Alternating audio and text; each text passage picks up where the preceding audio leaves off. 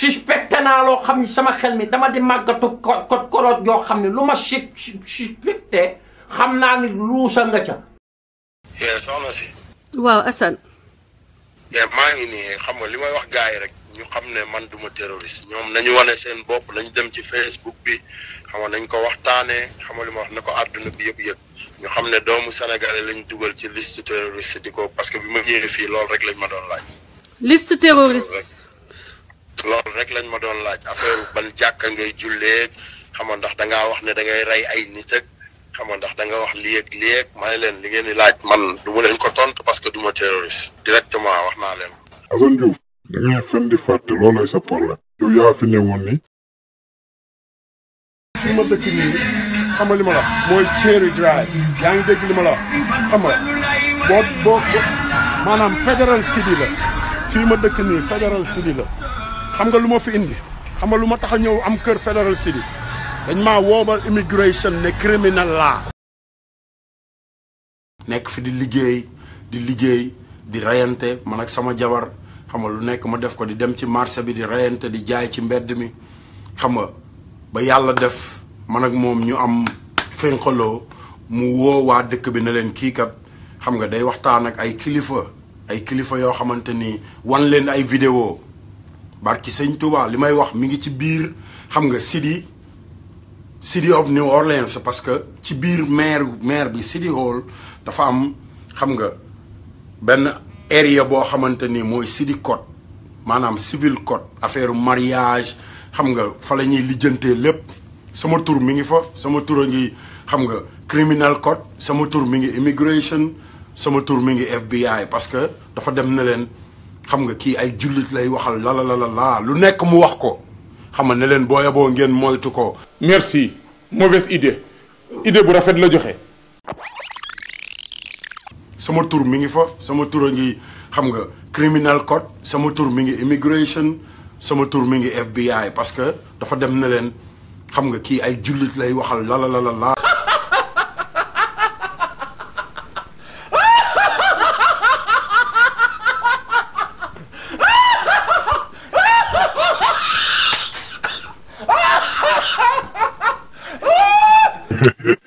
Assane Diouf waaye yow ñaata yoon la nit di reporté comme terroriste nga ne sa jabar moo la reporté comme terroriste ngay wax ak jullit yee kërti nga génnati fii 2 mois après loolu nga wax nekk ambassade Sénégal moo la reporté terroriste. ambassade Sénégal la ñoom ñoo ma boole. dès le départ wax bi leer na naññ waxoon naa leen ko ci vidéo yu njëkk yi Assane Diouf kenn mësu koo jàpp pour des histoires liées au terrorisme.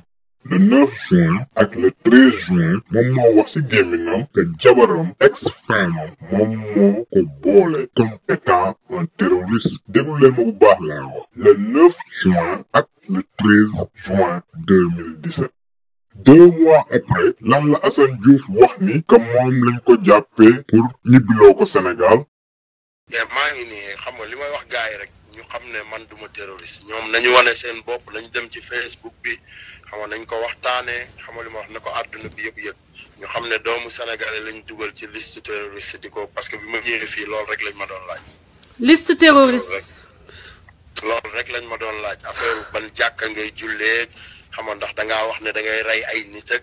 xam nga ndax da nga wax lii ak may leen li ngeen di laaj man du ma leen ko tontu parce que du ma terroriste directement wax naa leen. waxoon naa leen lu dul dëgg du yàgg sénégalais yi lien bi lié Assane Diouf ak Françoise Hélène Gueye mooy ni que Assane Diouf fii ci Amérique kenn mosu koo téye pour des histoires liées au terrorisme déedéet Assane Diouf problème mu këyit la amoon depuis août 2010 loolu lañu téye Assane Diouf kii nii ngeen di gis nii moom moo doon jabaru Assane Diouf ex Kendra Diouf déportation Assane Diouf ndaw sii moo ko waral et ça remonte d'août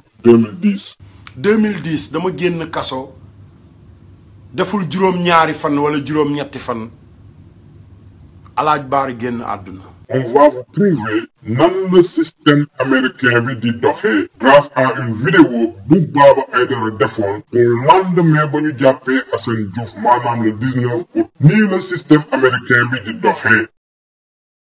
moom laa wax Baba Aïdara du ma jëw kenn ba ma ko wooye dama ko ne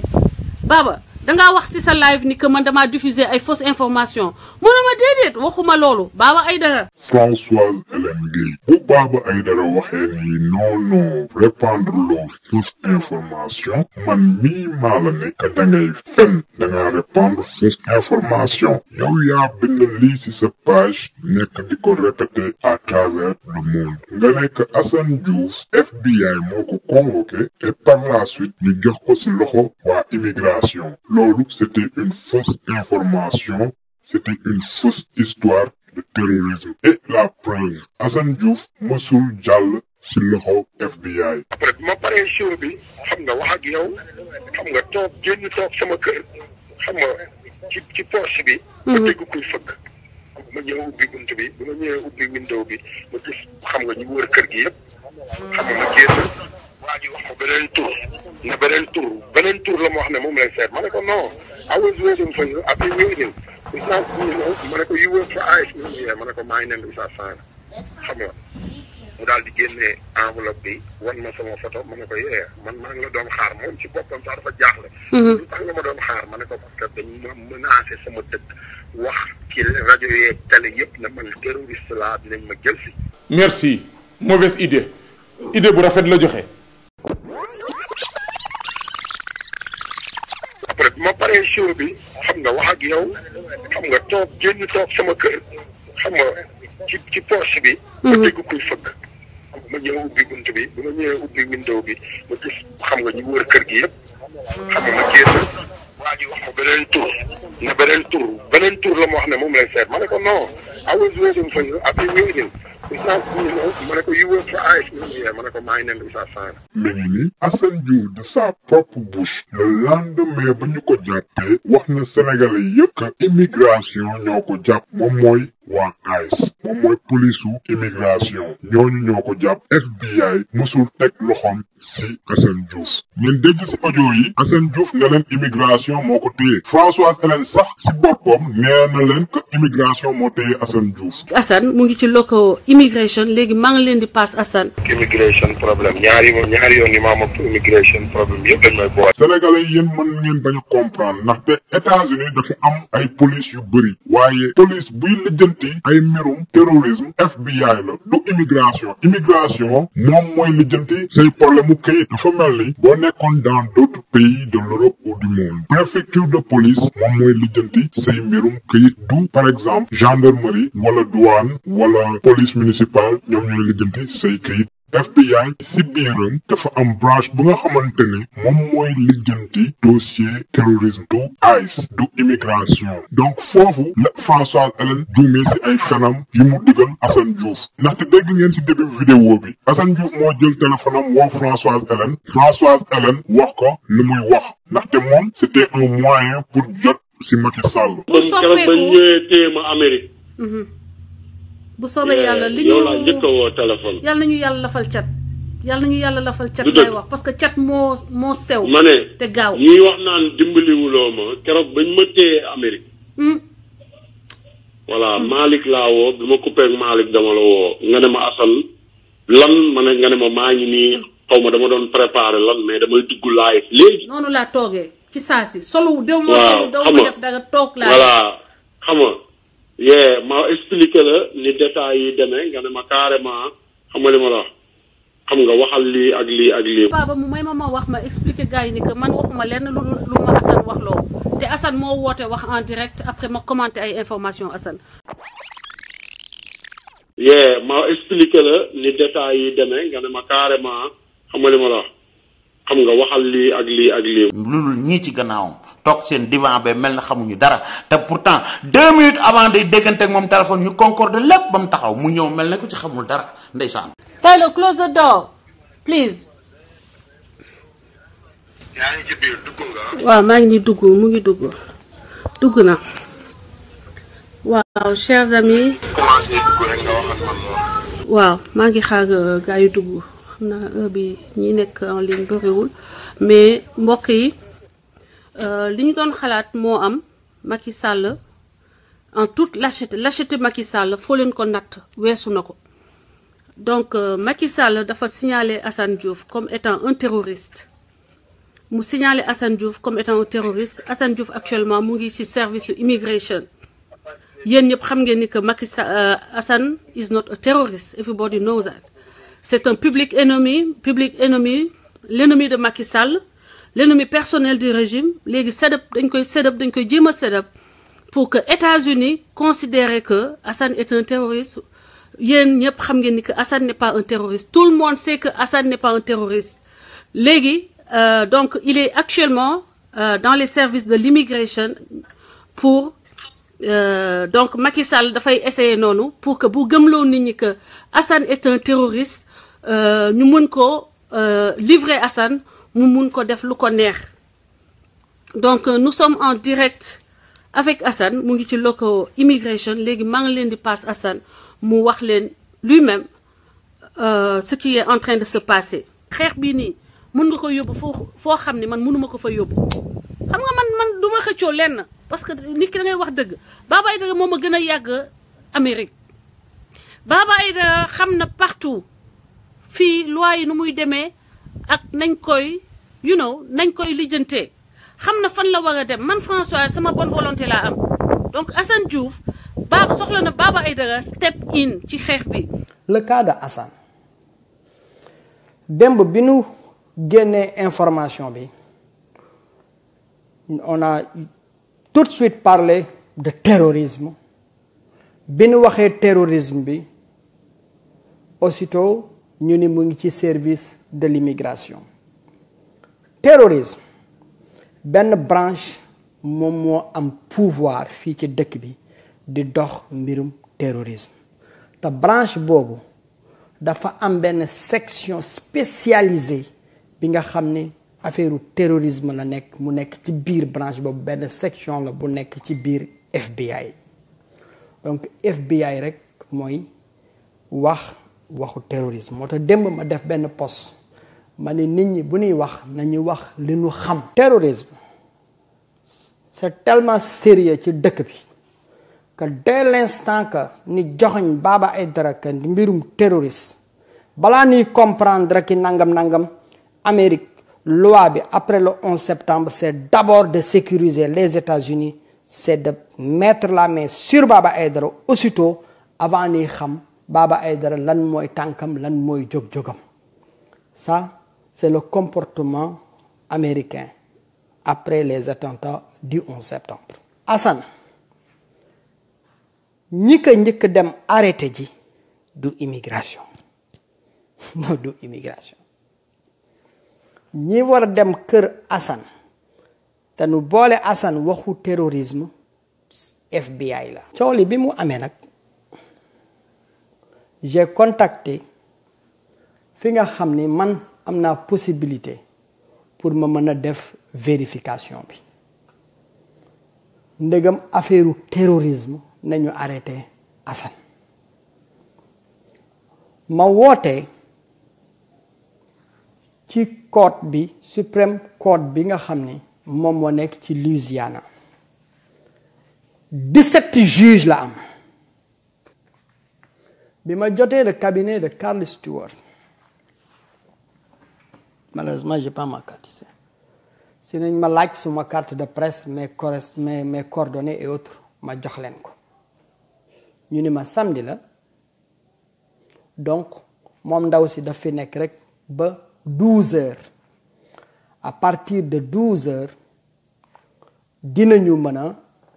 a ba 12 heures mu ngi fa lay wàcc ndax tey samedi la heureusement que teel naa ko jot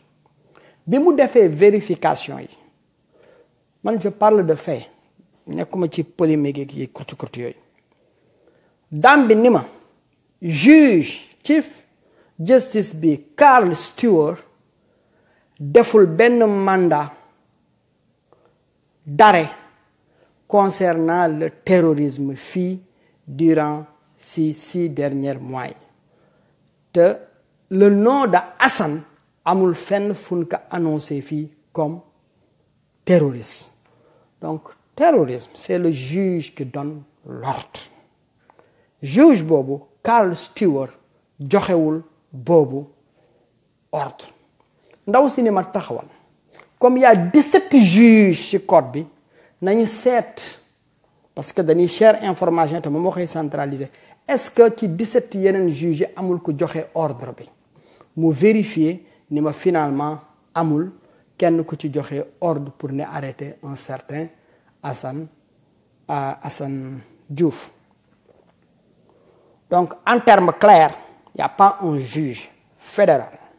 bu ni nañu arrêter Assane pour mbirum terrorisme. Arrestation kooku juge moom moo koy signé.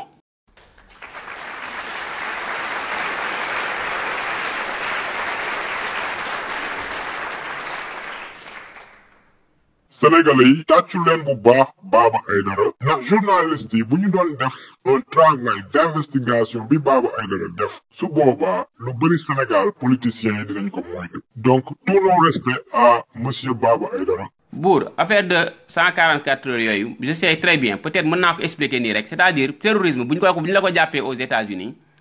dafa am ay interrogation yoo xam ne gis nga Assane Diouf bu doon terrorisme lañ ko jàppee yaa ngi dégg duñ ko jàpp suba gi mu xëy ngoon gi di woo Hélène Françoise Gaye non c'est pas comme ça que ça se passe c'est pas comme ça que ça ku ñu jàppee terrorisme aux États-Unis crois-moi isolation ngay nekk doo gis benn membre de famille ba pare doo am avocat yaa ngi dégg ay interrogation yu intense la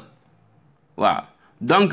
kon ñu ne Assane Diouf terrorisme lañ ko jàppee mu xëy di woote loolu kon loolu histoire la loolu c'est faux. dès le départ laa xam ne it was fake si laa dem si sama page Facebook ma ni nit buy wax day bind lu mu xam loi wu terrorisme bés bu la jàppee 96 heures minimum tu dois être en isolation 144 heures maximum en isolation ça a été voté par Bush en 2000 ñu bëgg ma wax kooku mu ngi fan. dafa bàyyi Assane ku si nekk ngi wax Assane dafa amoon caisse immigration amoon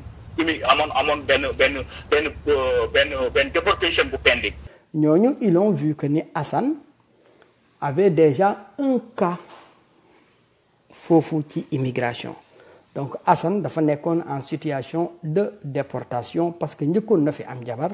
dugal ay papiers ni rejeté ko Assane amoon na ay problème de famille comme ni ko bare di amee donc fiché nañ ko dugg na ci yooyu ba nu bel ka out waxuma ko mais man xam naa ko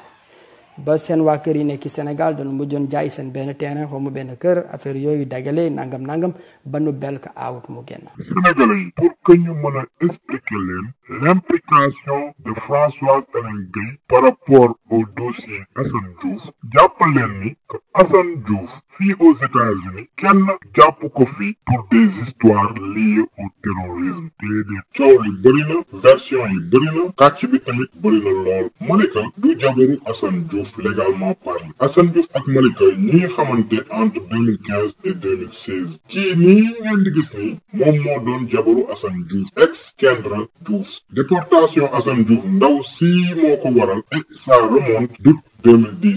2010 dama génn kaso deful juróom-ñaari fan wala juróom-ñetti fan alaaj baari génn àdduna. Assane Diouf daa amoon jabar en 2009-2010 mu am jabar di doxaan. sama soxna si ma nekkaloon fii nekkatuñu sénégalaise la mi ngi may dégg parce que moom moo daan mujj di wax ak sëñ bi direct. Sénégalais yi Assane Diouf daa amoon jabar di doxaan ndaw si jàpp ko ndaw si dàq ko si këram Assane Diouf xaar ba ndaw si dem liggéeyi mu yóbbaale 6 oto ba si oto bii ngeen di gis si vidéo M6 bi ndaw si nee na ba Assane Diouf amee problème ak communauté mouride bi nekk à New York par rapport ak histoire M6 bi Assane Diouf daa ñëw dëkk si New Orleans. ma ñëw ci dëkk bii ma wàcc New York nekk fa di rayante xam nga ba ay xam nga samay mbokk di dal sama kaw mu génne ma dëkk ba ne ma Assane xam nga demal comme sa soxna bi dëkk sàngam la dëkk dem fa nga liggéeyal fa Serigne Touba ma ñëw fii tey fii ma nekk ni New Orleans. nee na nag ba muy ñëw ay yërewam kese la ñëwee ndaw si tijjel société Assane Diouf nee na bëggul woon jëkkëram toog te du liggéey mu tijjel ko société bii ngeen di gis muy 75 NLO 5 LLC nu mooy nongoloo bi nee na lépp si xaalisam la jóge Assane Diouf di dem di wuti auto accidenté di ko réparé donc ba Assane Diouf yóbbee oto yi ndaw si bëggul woon Assane Diouf jël bien yëpp mu porté plainte Assane Diouf devant un tribunal civil bu ñu demee si juge bi ne Assane Diouf na delloo oto yi ba un juge des affaires familiales décidé divorce bi après décidé tamit kan mooy moom lii ak kan mooy moom lële ndaw si nekk te bandi bi nga xamante ne moom woowoon na au préalable waa immigration mooy agent ainsi mu boole Assane Diouf ne leen que Assane Diouf dafa ñëwee si dëkk bi ak passeport frère am. ne ma naka ngay wax ne moom nga duggee Amérique ma ne ko sama passeport rek laa fi dugg mu reetaan ne ma booy yow tamit. kenn du la ci may kay. donc bu ñu génnee tribunal ay agent ICE ñu ngi doon xaar foofu Assane Diouf ñu jàpp takk yóbbu. di liggéey di rayante man ak sama jabar xam nga lu nekk ma def ko di dem ci marché bi di rayante di jaay ci mbedd mi xam nga ba yàlla def man ak moom ñu am fénqaloo mu woo waa dëkk bi ne leen kii kat xam nga day waxtaan ak ay kilifa yoo xamante ni wan leen ay vidéo barki sëñ Touba li may wax mi ngi ci biir xam nga city of New Orleans parce que ci biir maire bi City Hall dafa am xam nga benn area boo xamante ni mooy city code maanaam civil code affaire mariage xam nga fa la ñuy lijjantee lépp sama tur mi ngi fa sama tur a ngi xam nga criminal code sama tur mi ngi immigration sama tur mi ngi FBI parce que dafa dem ne leen xam nga kii ay jullit lay waxal la lu nekk mu wax ko xam nga ne leen booya boo ngeen moytu ko xam nga wala booya boo ngeen topp ko ma ñëw code xam nga képp ku nekk New Orleans code bi fi mu nekk xam nga 1250 la jàkkaar lool 1250 mooy buildingu immigration bi xam nga bayaal bu yaatu la woon léegi ñu tabax fa Hyatt école hôtel ma ñëw ci code bi rek gars yi ñëw takk ma yóbbu ma dem ma ñëw code xam nga képp ku nekk New Orleans code bi fi mu nekk xam nga 1250 la jàkkaar lool 1250 mooy buildingu immigration bi xam nga bayaal bu yaatu la woon léegi ñu tabax fa Hyatt école hôtel ma ñëw ci code bi rek gars yi ñëw takk ma yóbbu ma dem. ñu fixé caution bi presque à $9000 waa kër Assane Diouf jaay benn terrain boole si ay nit yu jege woon Assane Diouf moo taleel ko ñu fayal ko caution bi motoon presque $9000. ma nekk ci kaso bi mu ne ma di nga génn ne ma Assane ma ne ko Mbàkke mu ne ma di nga génn. mu génn ñooñu ba tey jotuñu seen xaalis suñu fenkat international amaat rendez-vous pour la deuxième fois devant un juge des affaires familiales ñu génn ci tribunal bi ex-femme bi Kendra ak famille yam ak faram bu bees nekk di kokkali ak cokkaas Assane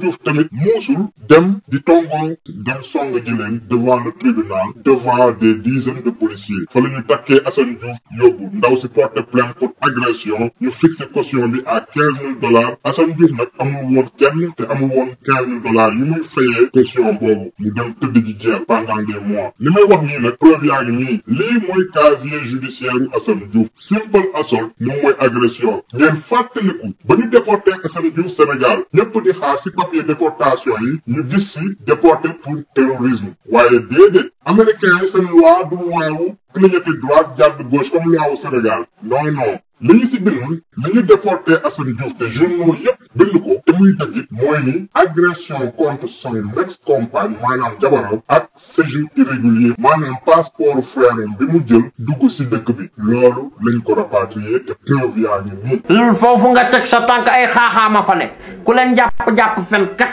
ku leen ba fenkat ku leen jàpp tilian ku leen ba bayu tilian. Il y a deux types d'illégaux dans ce pays. Il faut que nous sachions. Avant d'aller sur ces deux types d'illégaux, nous allons voir le visa. Le visa américain, il y a le droit d'Amérique Amérique. La loi américaine waxul lolu. Le visa américain donne le droit de solliciter l'entrée aux États-Unis. Visa ne te donne pas le droit de rentrer aux États-Unis. Visa daf lay jox le droit de solliciter l'entrée aux États-Unis. Bo ñëwé ba ci port d'entrée bi, si le kooku di décider ndegam yow war nga dugg wala doo dugg wala mu ni la dina la bàyyi nga def ñaari fan wala dina la bàyyi nga def juróom benn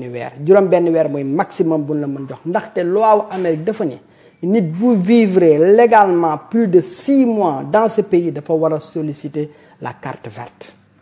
moo tax buñ lay jox du passer 6 mois donc ambassade bi buñ lay jox visa bi dañ lay xamal ni duggagoo Amérique léegi demal nga demander immigration ndegam mën nga dugg biir Amérique mooy solliciter l'entrée aux États-Unis. Maintenant il y a 2 types d'illégaux aux États-Unis dafa am illégal bi nga xam ne dafa dugg ci dëkk bi d'une manière légale mooy c'est-à-dire que ne dañ ko jox un visa mu jaar dans un port d'entrée kooku bu duggee dans un port d'entrée dafa dugg ci dëkk bi légalement ni jox ko 1 mois wala 6 mois de séjour boobu passé mu toog maintenant il est devenu illégal. Voilà quelqu'un bi nga xam ne bu takkee jabar wala ni takk ko wala mu am ku ko sponsorisé mën na defar kayitam mu am deuxième type de groupe d'illégaux mooy li ma fi waxoon ci sénégalais yi ni mere ma fi ñu bare saaga ma mooy ñooñu doon wax dañ leen waroon jox 25 millions de francs CFA tey jii dëgg bi mooy dellu si rek mooy ñëwaat mooy ku fi dugg d'une manière illégale mooy quelqu'un qui n'a pas sollicité l'entrée aux États-Unis. Maintenant quelqu'un qui est détenteur d'un visa donc kooku dafa jaar par la petite porte pour dugg ci dëkk bi donc daf fi dugg illégalement bu takkee doomu Obama bu mag bi aawa mu takk doomu Obama bu ñaareel deuxième doomu Obama bi ñaareel mu takkaat doomu Trump Ivanka Trump ñeenteel bi bu dee autorisé nañ ko mu dem indi doomu Bush mu takk ko du am këyit il faut que ça soit clair parce que dafa dugg ci dëkk bi illégalement il n'a pas sollicité l'entrée dans ce pays donc quelqu'un qui n'a pas sollicité l'entrée dans ce pays cette situation c'est encore beaucoup plus compliqué. My name is Hassan. I'm from Senegal and I'm in America for the last 16 years. I come to America in August 17, 2001. I enter United States with different name and different passport. I'm an illegal immigrant and I know it. I follow every process. I follow immigration. I asked for anything I could get to just be legal in this country. And I have my 2 children here. I have my daughter and I have my son. yéen Sénégalais yi yéen fans Assane Diouf yi xëy na bu ñun waa Sénégal de la vérité waxee ñenn du dëgg xëy na bu Baba Aïdara waxee ñenn du dëgg xëy na bu keneen ak keneen waxee ñenn du dëgg mais yéen bu fekkente ne Assane Diouf moom si gémminam moom moo wax ni que moom def na lépp pour ñu lijjantil ko kayitam mu ne leen il a tout essayé pour régulariser situation am pour am ay kayit amoon na fi jabar am na ñaari doom te loolu yëpp mënul tax mu lijjanti ay kayitam parce que ni mu fi duggee maanaam li leen Baba Aïdara expliqué noonu la système américain bi di doxee immigration loolu lañ ko considéré comme fraude lii la si loi bi wax même bu fekkente ne dangaa marié légalement une fois nga dugg illégalement États-Unis nga toog aux États-Unis plus de 6 mois bu boobaa boo bëggee régler sa situation da ngay génn États-Unis te États-Unis da lay pénaliser pendant 3 ans 6 mois rek 3 ans ngay toog balaa ngay mën a duggaat biir États-Unis bu dee nag dangaa dépassé 6 mois ba toog ba 1 an boo toogee 1 an si biir sol États-Unis fekk nga dugg ak passeport bu mel ni yow passeport yu sarat wala nga duggee neneen da ngay toog 10 ans balaa ngay duggaat biir États-Unis te Assane Diouf toogul 1 an Assane Diouf toogul 6 ans Assane Diouf toogul 6 mois 16 ans le toog aux États-Unis. Maintenant je reviens un peu ci kaawu Assane Diouf rek ci ngeen xam lan moo tax Assane Diouf ñu déporté ko Assane Diouf en 2010 dafa amoon problème ak immigration parce que dafa amoon simple assault jabaram dafa assault woon jabaram Kendra ca la ko gars yi ca la amoon problème déjà ak immigration parce que une chose est sûre aux États-Unis ah mën nga nekk fii sans papier mais fii ak amoo benn problème yaa ngi dégg mën nga fay dund fii ba dee fi fii ak amoo benn problème mën nga dund aux États-Unis ba dee fii gouvernement du la jàpp kenn du la jël yóbbu la parce que gouvernement amuñ droit xool nit ci mbedd mi rek ne la hey amoo papier ñëwal ñu yóbbu la sa dëkk non non non ça se passe pas comme ça soit da nga yor sa oto di dawal yaa ngi dégg te amoo ay papier amoo driver's license yaa ngi dégg police arrêté la bala police arrêté mu xool gis na yow ndeke amoo driver's license ñu jàpp la bañ la jàppee ñu xool xam ne yow tu es illégal dans ce cas ñu jox ko ICE maintenant l'immigration va intervenir c'est comme ça que ça se passe mais nekkul ne da ngay dox ci mbedd mi rek ñu jël la téye la man j'ai des parents qui sont ici plus de 25 ans amuñu papier plus de 25 ans. mais nit ñi dañuy wax selon nu ñu yeewu mais au fait que ni dafa am ay textes yi clairs on n'a pas besoin d'être un juriste on n'a pas besoin d'être un connaisseur ce pays-là tout est documenté tout est écrit. donc Assane honnêtement donc n'est pas passé par un port d'entrée. Quand tu n'es pas rentré dans un port d'entrée ci database yi immigration xamula tur bi nga fi duggee la xam donc bu fekkee da nga faayal papier pour jéem a am këyit si la immigration di soogee xam fii booy faayal sa këyit nga def fi par exemple 20 ans nga ñëw ak ton passeport sénégalais pour dugal si këyit mais dañ lay laaj ton port d'entrée bi dañ la koy laaj port d'entrée boobu benn papier bu weex la bu ñuy tuddee I-94 c'est la I-94 sa I-94 la mooy sa bakkan ci dëkk bi gis nga numéro bu gudd boobu. léegi Assane Diouf puisque amatul woon option il a tout essayé am na doom am na jabar am na business daawoon na sax di yónnee xaalis UNICEF pour ñu mën ko def si dossier wam pour que américain ne kii de bëgg na xale sax mais loolu yëpp dara parce que ni mu duggee si dëkk bi Assane Diouf da leen di jox ay information mais du information yoo xamante ne yëpp benn vidéo la nekk yëpp daf ko tasaare donc ba loolu yëpp option yëpp jeexee ba muy dugg si live bi dañ ko recommandé woon mu wut asile politique Assane Diouf août 2016 la ko juge immigration nekkoon na génn si dëkk bi mu amoon droit def appel avocat bi introduire dossier appel bi waaye Assane Diouf amul woon xaalis muy fayee honoraire yi avocat bi bàyyi dossier bi noonu ça cotise pas ça njëkk donc deful appel ndax amul woon xaalis bu muy defee appel le juge de l'immigration après 90 jours Assane Diouf deful appel en mai 2017 ñu envoyé Assane Diouf benn lettre bu tudd bag and baggages maanaam jëlal say bagage nga ñibbi sa dëkk wala ñun waa immigration bu ñuy ñëw dinañ la jël si te doo yóbbaale benn bagage pour changer donne bi il lui fallait mu def benn affaire boo nga xamante ne dina changer dossier wam moom mooy asile politique looloo tax Assane Diouf commencé di live premier live Assane Diouf date de décembre 2016 constant wul woon mais ba ñu duggee biir mai ba mu jotee lettre boobu mu leer ko ni lettre bi léegi waa immigration foowul benn tànk mi ngi si biti benn tànk mi ngi si biir si la commencé def ay live am. mon cher I know all that loolu moo tax ñi may saaga man bi ma ñëwee di leen wax waxu terrorisme beeg yooyu amul ci la Hélène dem jël wax ji wëlbati ko boole mag adduna yëpp ñi may saaga nday guddi ak bàyyi mais man je suis quelqu'un de très pratique man bu may wax xam naa bu baax li may wax man dinaa ko gëstu laajte ñi ko xam ba noppi balaa may wax mais Sénégal dafa bare naa fekk yow sa bopp gis nga nin ma doon saaga comme c'est pas possible. Sénégalais yi yéen ñi doon yëg lu nekk Baba Aïdara di ko saaga boo leen di ay jullit war ngeen dem baalu ak nit kooku surtout yow Modou Khoule na nga def wax ci ko may wax Baba Aïdara laa bëgg ñu waxal nee na dana def interview vendredi. oh my God nekkee ci Amérique gii di représenter RFM journaliste boo xam ne information yi ngay joxe yëpp ay fen kese la ba jël opinion sénégalais bi changé ko si ñu am benn position boo xam ne si kaw Assane loolu na ko arrêté gënuñu nekk Amérique gënuñu xam li xew Amérique gënuñu xam li xew si actualité dëkk bii. parce que Baba mu ngi wax ba léegi. biir moo ngi wax ci kaw Assane ba léegi. waaye nee na dama bëgg wax mu leer parce que affaire bi moom ñoom dañoo yor média nit ñu yor média. ñu nekk Amérique fen yi ñu nekkee nañ ko baax fen yi ñu nekkee. nañ ko ba gënuñoo qualifié fii kenn ba xam loi américain yi gënuñoo jàng nit ñi gënuñoo xam li xew si dëkk bi ku nekkul ci Facebook bi fu mu toll nii boo nekkee Sénégal lii information bi jóge ci Baba Aïdara ngay jël kon buy informer nay informer loo xam ne dëgg la te nekk loo xam ne moo nekk réalité sur le terrain nekk ci dëkk bii. man de may porte parole Assane.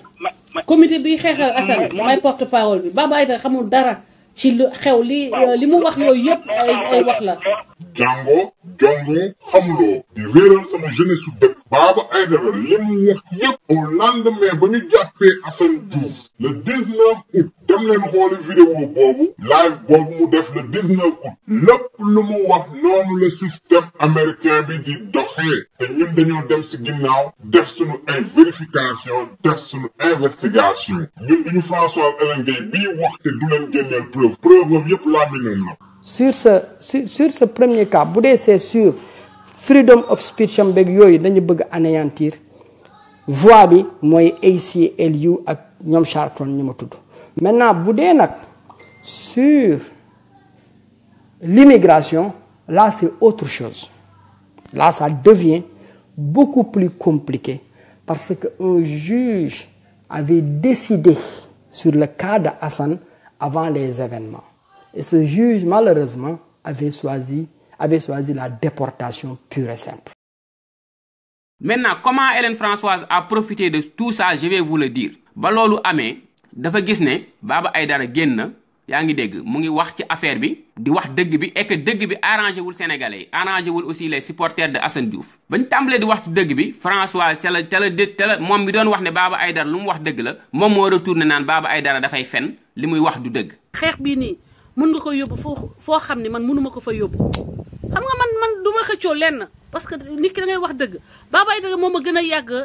Amérique Baba Aïdara xam na partout fii loi yi nu muy demee ak nañ koy nañ koy lijjantee xam na fan la war a dem man François sama bonne volonté laa am donc Assane Diouf soxla na Baba Aïdara step in ci xeex bi non mais Baba dafa am solo ci xeex bi te Baba bëgguma ñu boole ma ak Baba nañ ma booleeg ñëpp waaye buñ ma booleeg Baba Aïdara man de may porte parole Assane comité bi xeexal Assane may porte parole bi Baba Aïdara xamul dara ci lu xew li mu wax yooyu yëpp ay wax la. Pourquoi? Parce que bëgg na am nit à tout prix bëgg na nit ñi ànd ak moom à tout prix mu pare wax loolu gars yi tàmbali di saaga Baba Aïdara partout. mooy ñëw fii taxaw naan yéen day xeexal sénégalais yi quoi toog fële ca Amérique ca divan boobu di régler ay business am di régler pour àgg 100 000 abonnement am yooyu ci Facebook am yéen ñi nga xam ne dama leen koy rappeler demoon ngeen def fa like ba ngeen def ko ca aimer page boobu dem leen ngeen dindi ko 100 000 yooyu du fa mën a àgg mais dindi leen ko mu gën a wàcc waaw te xam ne ñun trigam yooyu yëpp muy taxaw dañ ko découvrir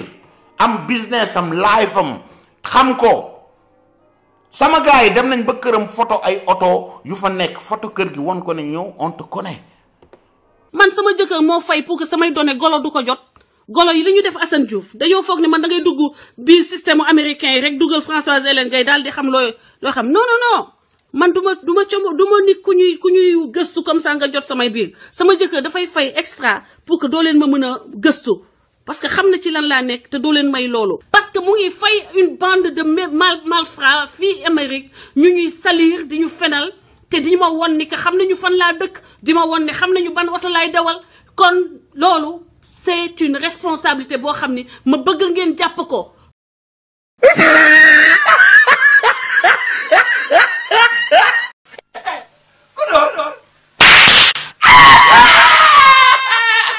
moom xam na bu baax ne ñi ay secret yoo xam ne mooy ñëw na di menacer mais sa menace yooyu fen xeexal sàcc seytaane doomu iblis loolu ñii ci gannaawam toog seen divan ba mel na xamuñu dara te pourtant 2 minutes avant day déggante ak moom téléphone ñu concorde lépp ba mu taxaw mu ñëw mel na ko ci xamul dara ndeysaan. liste terroriste. loolu rek lañ ma doon laaj affaire ban jàkka nga bàyyi Assane ku si nekkee ngi wax Assane dafa amoon caisse immigration amoon benn déportation bu pending. non est-ce que non attends loolu attends Abdallah non parce que là tu vas donner parce que loolu gëwma ko gëwma ni c'est stratégique d'en parler de dire que y avait un case. non même bu amutoon case parce que man. mais est-ce que vérifier nga loolu. da nga may poser question ma àggale. waaw non dama lay laaj fan nga jëlee information yooyu que Assane dafa amoon case bu pending. yow xam nga j'ai parlé à Assane directement xam nga ko right.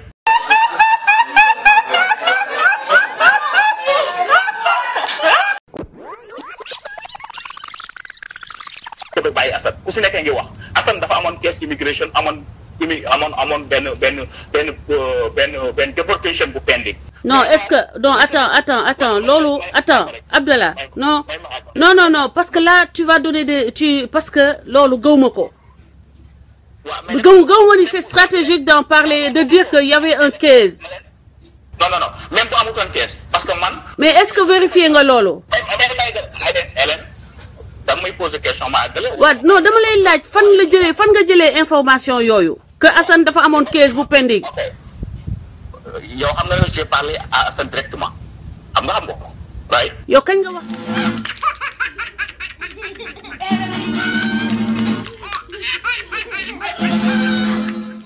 yow kañ ngeen wax. Assane wax naa ak moom barki démb avant problème bi di am xam nga wala te bu boobu am na lu ñu wax man ak moom. mais wax na du nekk loo xam ne dama koy wax ci public bi mais dama bàyyi ma eggale li ma eggale li fi ma jëm. non dama bu nekkoon keesam boobu la. ñoom bu nekkoon dañuy yàqal Assane ñoom may nañ Assane faveur may nañ Assane possibilité léppam taxaw may nañ ko possibilité mu am protection États-Unis actuellement may nañ Assane possibilité mu mën a génn fi mu nekk ñëw jàkkaarloo état Sénégal di waxanteeg ñoom di jëfanteeg ñoom. Sénégalais yi fenkat rek lay doon xool leen kanamu François Hélène Gueye bi xool leen muy jéem a dagg waxu nit ki ngeen xool si kanamam nii xool leen manière xool leen comment elle est inconfortable xool leen nan lay jéemee dagg waxu nit ki xool leen question yi mu koy poser pour mu mën a dagg aleeru nit ki pour nit ki bañ a wax ji Abdallah li muy wax nii looloo am mais jàpp leen ni Abdallah ak François Hélène Gueye dañoo waxtaan balaa moom muy dugg live François Hélène Gueye. léegi xam nga lu tax ma sëñ bi ma la yow xam nga nu mu demee parce que maag yow ba may laata dugg live wax nañu. François Hélène Gueye la majeure partie de ñiy dugg si live am da leen di woo ba pare dañuy waxtaan ba pare balaa ñoom ñuy dugg François Hélène Gueye xam na bu baax que ni Assane Diouf dafa amoon cas bu yàgg kaayu immigration maanaam waa immigration dañoo yónnee lettre Assane Diouf benn lettre bu tudd Bags and Baggages maanaam lettre bi lu muy wax mooy ni jëlal say bagage nga dem ñibbi wala d'ici 90 jours ñu jël si la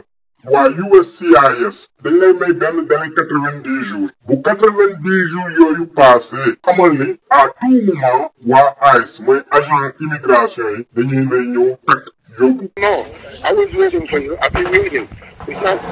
ma ne ko you work for ICE. Ma ne ko maa ngi nen Issa Sane xam nga mu daal di génne enveloppe bi wan ma sama photo ma ne ko man maa ngi la doon xaar moom ci boppam sax dafa jaaxle. léegi nag cas boobu moom la Abdallah bii di wax dafa amoon case pending moom mooy ni Assane Diouf kaawam mi ngi woon en cours te François Hélène Gueye Assane Diouf wax na ko ba mu duggee prison François Hélène Gueye modifié histoire bi ne ko bul wax ni immigration lañ la téye da ngay wax ni que pour terrorisme la. kon keroog ba ñëwee téye ma Amérique. bu soobee yàlla li ñu yow laa njëkk a woo téléphone. yàlla nañu yàlla lafal cat yàlla nañu yàlla lafal cat lay wax parce que cat moo sew. ma ne te gaaw ñuy wax naan dimbaliwuloo ma keroog bañ ma téye Amérique. voilà Malick laa woo bi ma coupé ak Malick dama la woo nga ne ma Assane lan ma ne nga ne ma maa ngi nii xaw ma dama doon préparé lan mais damay dugg live léegi. noonu laa toogee ci saa si solo. waaw daw ma def danga toog laa. voilà xam nga ma expliqué la ni détails yi demee nga ne ma carrément xam nga li ma la wax xam nga waxal lii ak lii ak lii. yaa ngi ci biir dugg nga. waaw maa ngi nii dugg mu ngi dugg na. waaw chers amis. commencé dugg rek nga wax ak man moom. waaw maa ngi xaar gars yu dugg. donc nous sommes en direct avec Assane mu ngi ci loco immigration léegi maa ngi leen di passe Assane. li xew daal lenn la man def naa Amérique def naa fi 16 ans. moom musuma am ak immigration problème ñaari yoon yi ma am ak immigration problème yëpp dañ may boole bu njëkk bi sama jabar la bii ambassade Sénégal la ñoom ñoo ma boole. accusé sax Babacar Diagne mais man du ma egg foofu parce que xamuñu. mais moom mooy responsable ambassade bi donc moom la ñuy accusé. defal naa may ma Hélène laay jëlee moom boo bëggee man ma bàyyi la ngay gële mais dama lay wax samay point mooy ñëpp ngi naan Babacar Diagne xamuñu parce que ambassade nit mën na fa jël téléphone woote waa APR ña nga fa am pagaay mais ñi ko man am na ku ma wax ni Makane la am na ku ma wax ni Makane la yow dafa am lu ngeen may wax leen ma man ban dégâts laa def Amérique. yow Assane am na benn waay bu nekkoon ci ambassade yi fan yii yëpp dafa la doon woo di la menacer loolu jotuma koo wax suñu followers yi leeral ko.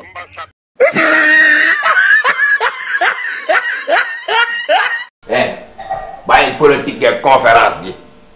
dégg nga li ma la wax. maintenant ñoom ci seen biir xeex boobu. ñoom non seulement ñu ngi koy créer ay opportunités. mais en même temps aussi ñoom ñu ngi créer seen bopp c'est un problème parce que li ma dégg su dee dañ ko accuser de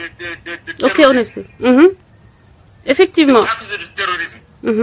moom man su ma doon moom ak ay avocat am ce qu'on va faire mooy dañuy def benn FOI request mooy freedom of information request. mooy lan am na une loi boo xamante ne aux États-Unis yow loo bëgg a xam si gouvernement bi da ngay def une demande ñu wax la par exemple kan moo ko dénoncé exactement. ak nan la ko dénoncé ak yan papier la ko dénoncé comprendre nga li ma la. soo defee loolu mën na jël temps mais sooner or later yow di nga jot toutes ces informations là. waaw dinaa leen ki nga xamante ne moom moo la dénoncé yow mën nga ko attaquer en justice. effectivement. man Amérique yàgg naa fi. néew ma damay dagg bopp kenn néew ma damay dóor kenn balu fetal. que benn état jël ressortissant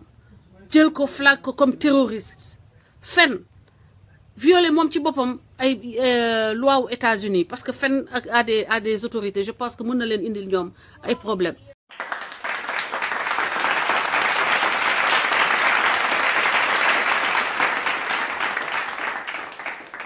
Sénégalais ba tijji benn parenthèse fii aux États-Unis bu fekkee nit daf laa boole pour une fausse accusation de terrorisme su boobaa bu FBI découvrir ni que ki ñu tuumal du si dara FBI day dem jëli ji ki woote te ki woote day dem tëdd ji en prison au minimum pendant 7 ans de 7 à 20 ans loolooy temps wu prison bi nga war a mën a tëdd man nag li may wax créé wu ma ko mi ngi nii de 1 sama rak agent FBI la de 2 site yu may dem ay sites yu xamante ne yéen ñëpp mën ngeen fa dem jële ji information yi may wane de 3 sites yi may dugg yëpp ay situ gouvernement la du ay situ cama-cama mais sites yi xamante ne day jeexee par .gov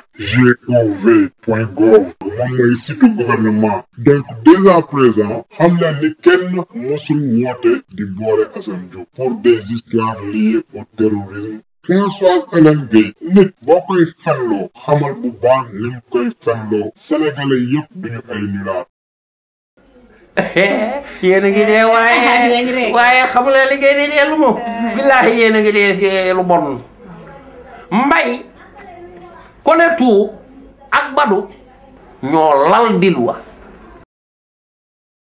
ku bëgg gëm gëmal ku bëggul gëm mën nga créer lu leen neex mais lii mooy dëgg bi li ñu leen raconté yëpp depuis le début ay fen la histoire terrorisme bi benn nit moo ko créé Françoise Hélène Gueye moom mooy nit ki gën a dangereux ci Sénégal Assane Diouf triant la mais Françoise Hélène Gueye manipulatrice la li Assane Diouf nekkee tey yëpp moom moo ko teg parce que Assane Diouf problème mu kayit la amoon. bàyyi Assane ku si nekkee ngi wax Assane dafa amoon caisse immigration amoon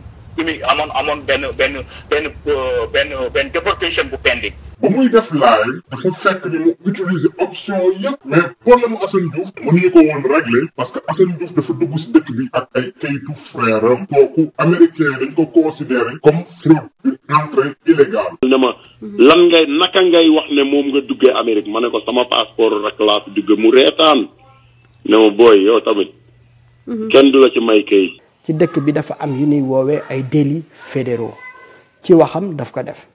Pour arriver aux États-Unis, il a usurpé l'identité de son frère qui lui a prêté son passeport. Je vais commencer depuis le début parce que defe naa ci la nit ñi di mën a comprendre ah. mbir yi fi mu commencé mooy moment bi nga xam ne Assane Diouf mu ngi woon fii aux États-Unis déjà. di wax di live di saaga. képp ku xool Assane Diouf avant muy jokkoo ak Hélène Françoise ak Assane Diouf après ba mu xamee Hélène Françoise c'est deux choses différentes. te li ngay wax muy dëgg tamit frère Zahmet sénégalais yi li Zahmet wax nii mooy dëgg. Assane Diouf ñu bëri si yéen xamoo leen le vrai Assane Diouf. Assane Diouf bu njëkk bi. ok Assane Diouf triant la woon. Assane Diouf daawoon na fen. wante Assane Diouf daawul woon saaga. Assane Diouf c'était juste un petit triant. petit ou grand triant ni ñu ko mën a waxee. Assane Diouf ah. 1 mois avant muy xamante François Hélène Gueye kii moo doon Assane Diouf. demal woo leen fuck astafurlah rus naa ñi may seetaan Amérique nga wax ak ñoom demal xool ñi nga xamante ne seeni ndey duñu ay soxna nga saaga leen mais man sama yaay dabaloo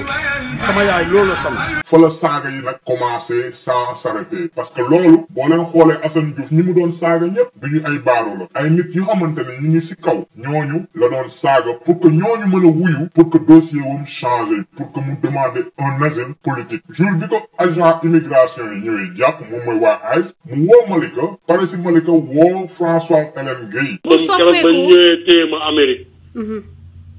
bu soobee yàlla li ñu yow laa njëkk a woo téléphone. yàlla nañu yàlla lafal cat lay wax parce que cat moo sew. ma ne te gaaw ñuy wax naan dimbaliwuloo ma keroog bañ ma téye Amérique.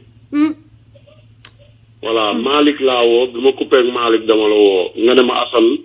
lan ma ne nga ne ma maa ngi nii xaw ma dama doon préparé lan mais damay dugg live léegi. noonu laa toogee ci saa si solo. waaw daw ma def danga toog laa. voilà xam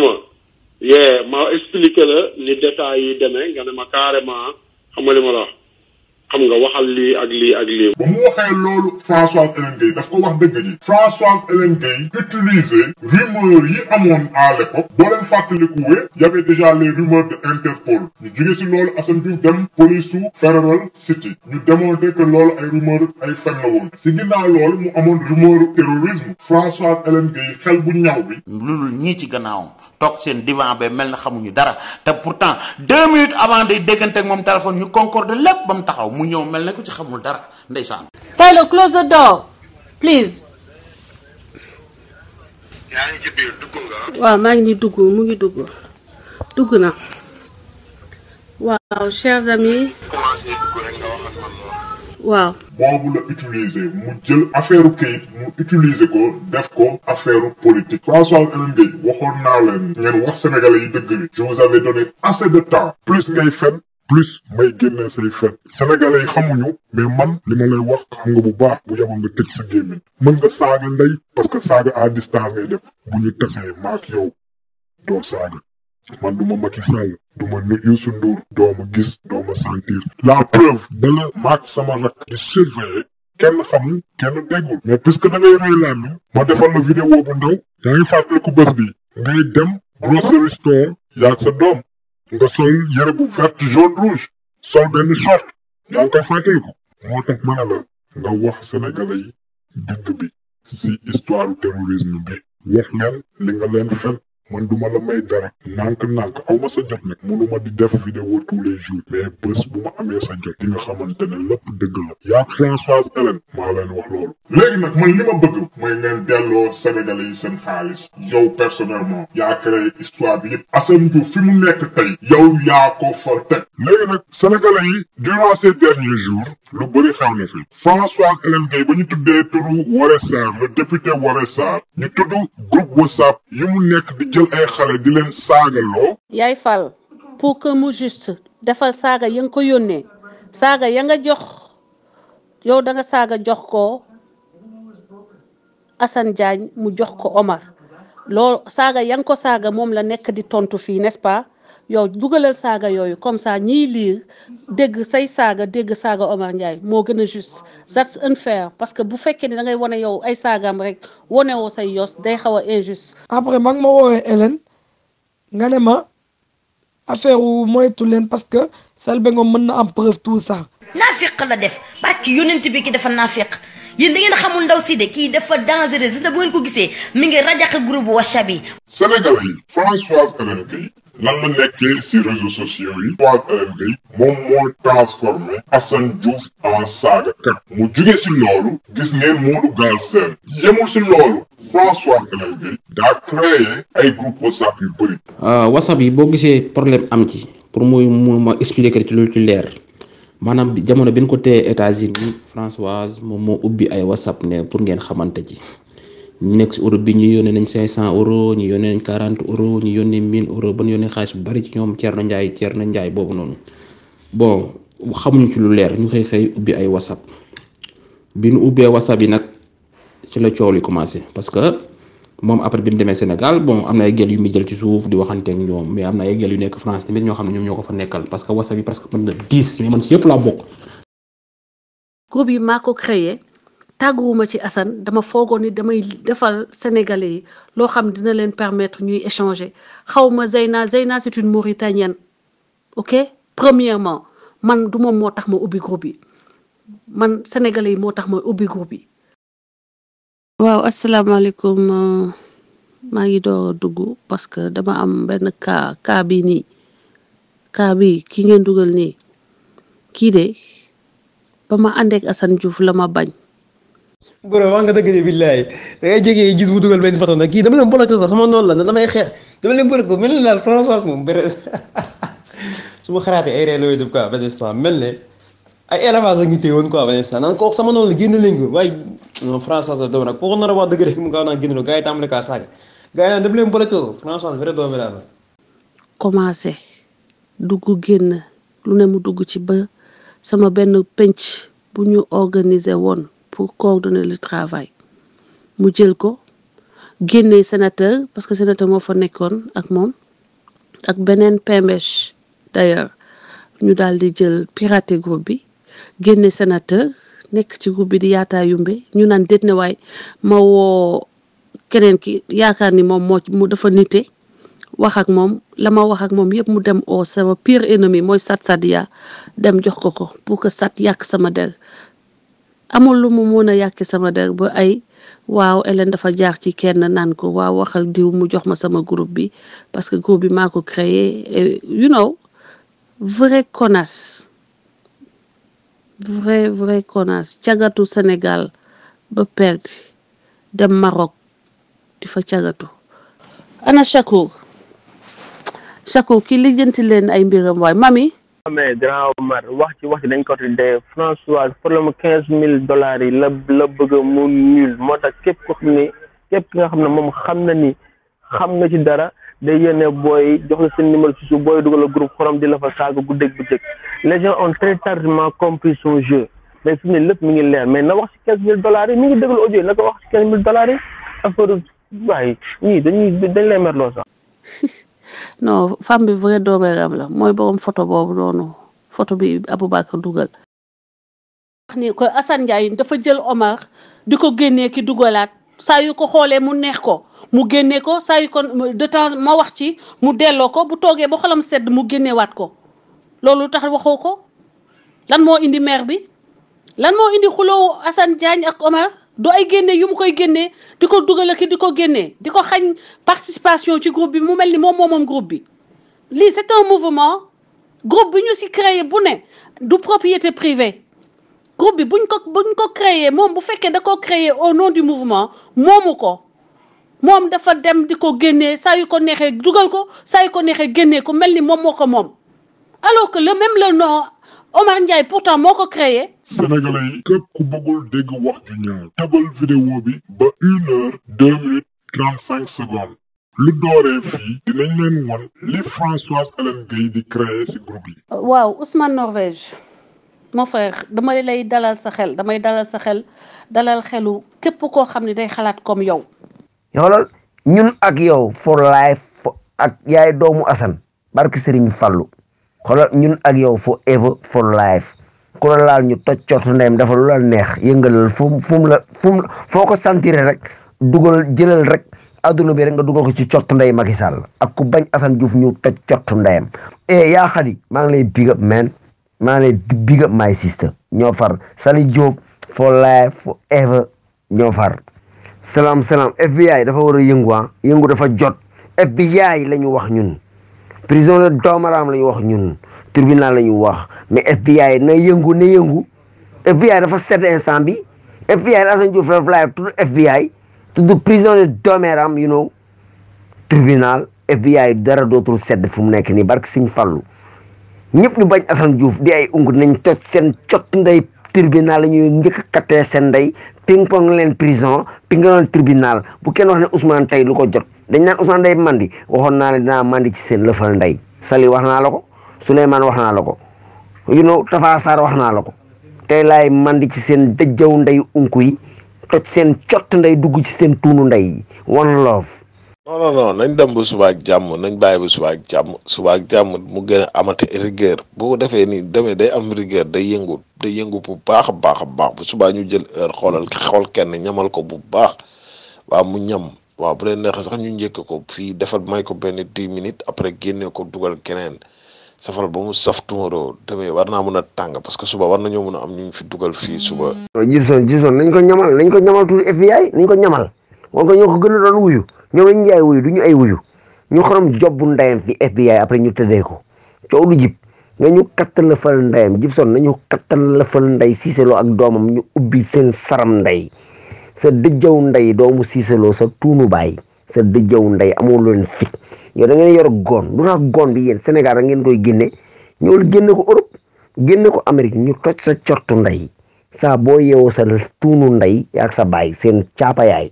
ram duñu masa songo parce que yow doomee raam nga man ngay jël samay photo di ko def internet di bind sama tur sama adresse sa dëjjaw ndey loolu man maa ko def Facebook du sa xam-xam man maa ubbi sama Facebook def sama adresse def sama tur def sama lépp munoo si man dëjjaw ndeyam ku dul yow munu ci man dëjjaw ndeyam. de la vérité bi ñu yàggee ya attaqué Hélène boobu man duggaguma ci bagage yi boobu man newuma ci affaire yi te bàyyil jàmbur mun na défendre boppam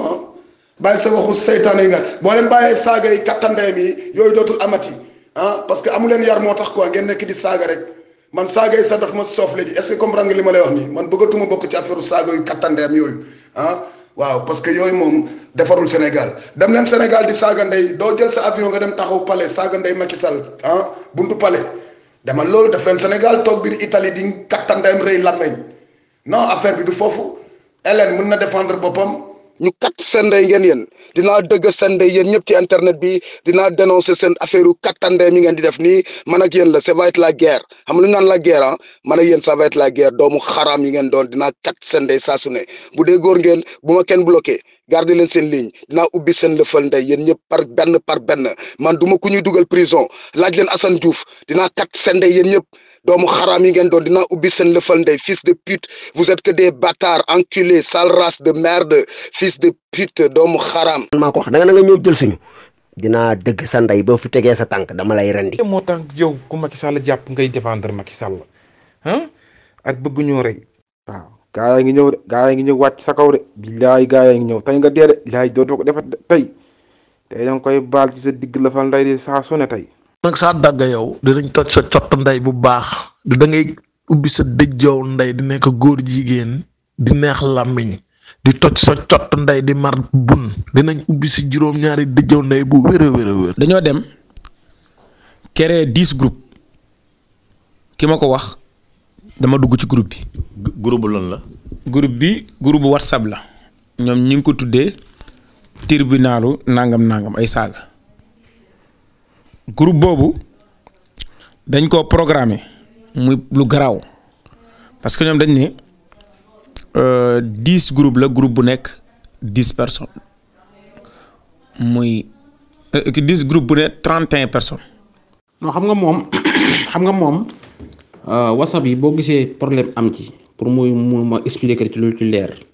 maanaam jamono bi ñu ko téye États-Unis Françoise moom moo ubbi ay WhatsApp ne pour ngeen xamante ci.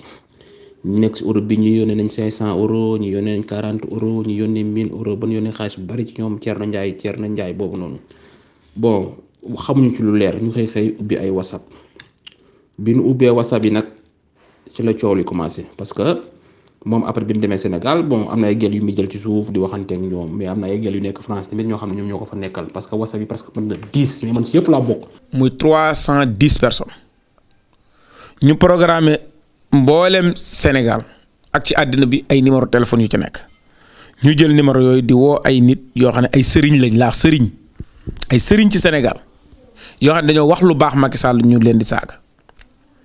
ay politiciens yu ko wax ñu saaga leen ay journalistes yu critiqué Ablaye Wade wala Karim Wade ñu saaga la man def nañ ma ko groupe baa ngi nii wax ju leer laa leen wax joo xam ne dara du ko dindi. biñ ko defee mu ñu saaga ma kenn ci ñoom mu ñu wax ba sonn dugub tontuuma kenn ci moom ñoom moo ma woo ne ma Abdoulaye ma ne ko way mu ne man xamoo ma xaw ma la boobu maa ngi ci biir hémicycle bi ma ne ko way mu ne ma man li tax ma di la woo tey dama bëgg nga xam ne groupe baa ngi ne. yow ci groupe bi nga bokk. déedéet ñoom ñoo ma ci dugal. salaamaaleykum yéen waa groupe bi maa ngi leen di ziar ni ngeen def ak coono yi mbaa yéen a ngi am jàmm ah bu fekkente ne mës naa am lu ma naqari tey laa ko gën a am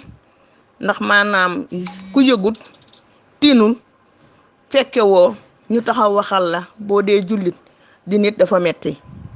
dama naqari der yéen ñi nekk ci groupe bi nag di ma daggal ay saagay ndey mënuma leen a jot de waaye tooñ ngeen ma ci kanamu yàlla ak yonent bi ak Serigne Touba Cheikhul Khadim. après mag ma woowee Hélène nga ne ma affaire wu moytu leen parce que Selbé Ngom mën na am preuve tout ça. déglu leen bu baax nee na pour Selbé bañ a am preuve Françoise Hélène Gueye preuve yi man maa koy taajal si dégg naaj bu tàng jëpp au Sénégalais. Elle a tout fait pour que sunu vidéo yi bañ a génn preuve yaa ngi nii. normalement du ma dugg am na équipe yu toppatoo fen yooyu. salaamaaleykum waa prison maa ngi leen di nuyu yéen ñëpp ci kaw ba ci suuf li ma leen bëggoon wax mooy vidéo bi Moustapha dugal please yéen ñëpp jóg leen ngeen bés j'aime pas mooy I don't like it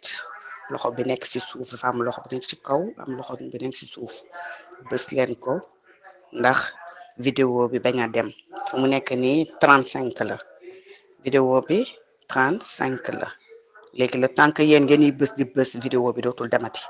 please jóg leen fu mu nekk nii moom avant laaluñu woon mais fu mu nekk nii nag dañu commencé laal yéen ñëpp moom na ngeen manko yéen ñëpp ngeen dem ci vidéo bi xeex nag il faut du question ay kii rek mais dañuy demandoo ci vidéo bi waaw saa yuñ dugalee vidéo ñu dem yàq vidéo yi loolu tamit lu ci am importance la please dem leen ci vidéo bi def j'aime pas mooy loxo bu wàcc ci suuf bi please gars yu jóg leen nag xeex dafa jot. asalaamaaleykum waa FBI maa ngi leen di ziar maa leen bëggee mais xoolal vidéo bi mi ngi nii duma koo dugal FBI laa ko dugal ak prison ak tribunal léegi yéen vidéo yi bi ngeen ko cliquer mooy loxo bi jëm suuf da ngeen koy cliquer bu ngeen ko cliquer mooy j'aime pas loxo bi def ni jëm suuf benn moom ngeen ni bës bi ngeen ko bësee mooy j'aime pas léegi na ñëpp bind bës j'aime pas.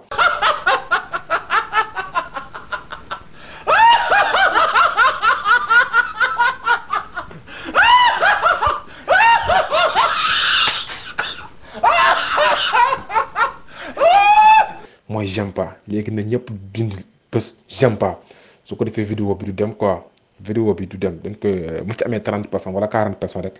c'est fini léegi na ñëpp bind j'aime pas yomb na da ngay cliquer rek mooy fi loxo bi jëm suuf moom koy bës rek j'aime pas ñaari loxo la benn bi mooy j'aime benn bi mooy j'aime pas. waaw sama papa waaw lii laa doon wax gars yi de yaa ngi si jàmm laa doon wax gars yi de bu ñu amee sax ku toog seen wet daal am nekk ci YouTube bi na dugg ci YouTube bi bés. man bu ma demee sama kër sax sama doom yi naa leen dem ne bés leen YouTube. waaw si ça maa fi waaw mais foofu la de comme Tafa sànq déggante na mun a gars yi bu ñu amee 42 personnes rek après vidéo bi gars yi day effacé wu quoi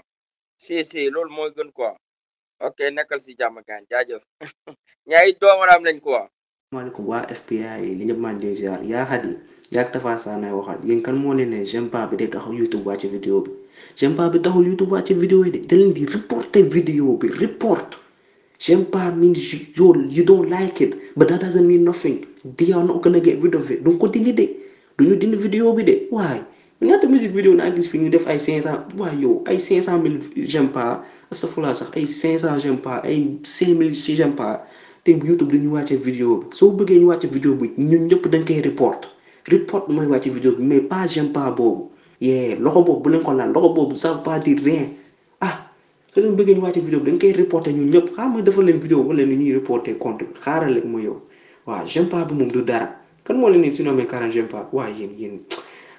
muy Facebook muy YouTube muy fépp fu am Sénégal de la vérité muy laajte ay droit d'auteur YouTube mu dem Facebook di ñu reporter donc sénégalais yi bu dee dafa yaakaar ni que dëgg ji nii lañ koy nëbbee kon doon na loxoom si ëpp ndax dëgg bi lii du ko taxa bañ a feeñ d'autant plus yéen ñi am numéro WhatsApp dinañ leen envoyer vidéo yépp par WhatsApp am na benn chaîne YouTube maanaam chaîne YouTube bu russe bi foofu amul réclamer vidéo amul dindi vidéo mi ngi nii lien bee ngi nii page baa ngi nii donc vous êtes tous conviés fépp foo leen bëggee dëgg yi dinañ leen ko envoyer et vous avez notre autorisation pour jël suñuy enquête et partager ko wala sax ngeen télécharger ko dugal ko seen page vous avez notre autorisation. dama ko ci yekk lu ne xeme Hélène dama wane ne sàcc la Hélène dama wane ne tankat la da nga tiit baadoola nga loolu baadoolu moo koy def tey dafa obligé xam ne man Mister Shake danger laa ci moom mu ne YouTube na tëj sama chaîne Françoise Hélène Gaye dafa dem YouTube wan leen ñaari vidéo yoo xam ne dama ko def ci moom wane ay kàccam wane penam léegi mu ne YouTube nañu dindi ñaari vidéo yooyu. Sénégalais yi boo leen gisee li tax ñun Sénégal de la vérité ñu focaliser woon sur le dossier Françoise Hélène Gaye et Assane Diouf c'était juste pour vous montrer comment une partie de nos compatriotes sont tellement naïfs seen xel du naaj et ils sont plus que manipulables bu dee une politicienne déguisée. boo leen nekkee ci espace yi di ngeen gis le niveau d'abrutissement de ce peuple-là ils savent même pas ce que c'est la politique. Chaque jour, on me reproche d'être politicien, alors que je dis que je suis activiste. J'ai toujours dit que je suis pas activiste d'ailleurs. Légui, Khadim, lan moy politicien? Yeen, est-ce que xam ngeen luy politicien? Mais Assane Diouf, li muy def ni, mais c'est que gars, vous avez une confusion par rapport à ce que c'est la politique. Lan moy politique, lan moy politicien, lan moy activiste. Mais yeen xamul len parce que li Assane Diouf di def politique la.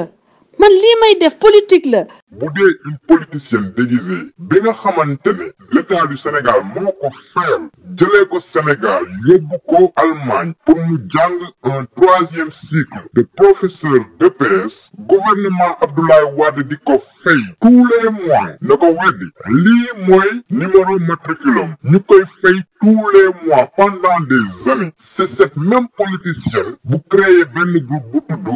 RNS ne day xeex Abdoulaye Wade teg fi Macky Sall. Groupe bi bokk na ci li fi jëlee Abdoulaye Wade premier li fi jëlee Abdoulaye Wade ci réseaux sociaux yi groupe bi ci la bokk te nag ma rëccu ko lool te maa ko liggéey man Gaye maa ko liggéey ak sama yeneen xarit. mu jógee si loolu li mu doon wut maanaam li Souleymane Jules Diop def amu ko mu retourné nag di xeex le président actuel su dee une politicienne déguisée noonu plus un vendeur à la sauvette ñoom ñoo fen tout un pays et manipuler des Sénégalais sur une fausse histoire de terrorisme alors imaginez leen ce que les vrais politiciens mën def politiciens yu xamante ne ñoom kàcc dañ ko def un art du métier ñun Sénégal de la vérité sunu mission mooy ñeen ubbi seen xel ubbi seen bët bu leen gëm kenn tant que vérifier woo leen information yi ñu leen di jox et juste pour vous montrer que ni politicienne bii ñu tuddee Françoise Hélène Gaye moo gën a ñuul si politicienne yi yàlla teg si àdduna yëpp la preuve dañu ko dugal si propre piège moom moo dem YouTube di fen pour que YouTube dindi ay vidéo yu xamante ne ñun dañ ko def si ay fenam man xam nga maa ngi nii xappi sëyuma de waaye kon bii waaye kii moo nag neex deret jënd ñaari bàgg jamaa takkal ma ko te takkuma ñaari bàgg jamaa de laa la wax de tegle ko doublé nga jox ko jigéen joo xam ne takkoo ko nga jël sa assurance vie jox ko jigéen joo xam ne takkoo ko waaye xanaa kon ñëpp nañ ma laaj adresse ma wutal leen ñu mel ni li du neex tase góor yi salaamaaleykum mu ne la jamaa ngi maaleykum salaam mu ne la kayitu kër a ngi nii kan mooy mel kër bu am ni bu mel nii après nga ni amoo elle n'a rien defe naa ni su may wut lu may am est-ce que Sénégal mun naa am Sénégal li day li ma am fii ça c'est ma propriété. Sénégalais yi man moomuma internet bi damaa dem si 10 sites yu bokkul te ñoom ñëpp